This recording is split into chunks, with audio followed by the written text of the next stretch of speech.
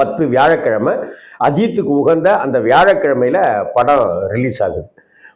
சாய்பாபா பக்தருங்கிறதுனால பல வருடங்களாகவே அவர் வியாழக்கிழமை ரிலீஸ் பண்றதையோ அவர் வழக்கமா வச்சுட்டு இருக்காரு அஜித். இந்த படம் திடீர்னு வந்த ஒரு இதுதான் அது. துணிவு பண்ணிட்டு துணிவுக்கு அப்புறம் விடாமுயற்சிங்கிறது ரொம்ப கேப்புக்கு அப்புறம் தான் 2.25 வருஷம் கழிச்சு தான் அந்த படம் ரிலீஸ் ஆச்சு. ஆனா விடாமுயற்சி அந்த அளவுக்கு வெற்றியை தரல. இருந்தாலும் கூட எப்போதுமே அஜித்துடைய ஒரு பழக்கம் என்னன்னாக்க, தோல்வி படம் கொடுத்தாலும் கூட அந்த டைரக்டருக்கு திரும்ப வாய்ப்பு கொடுப்பாரு அஜித். அதுதான் அவருடைய ஸ்டைல் அது. அந்த வகையில இந்த குட் பேட் அக்லிக்கு அடுத்து அவர் யாருக்கு அப்படின்னு ஒரு லைனப் வச்சிருக்காருன்னு ஒரு பெரிய பட்டியலே வருது. இதுல ஒரு முக்கியமான விஷயம், இதுல இடம்பெற்று இருக்கிற ஒத்த ரூபா தாரே அந்த பாட்டு படமாக்குனவர் டைரக்டர் கஸ்தூரி ராஜா.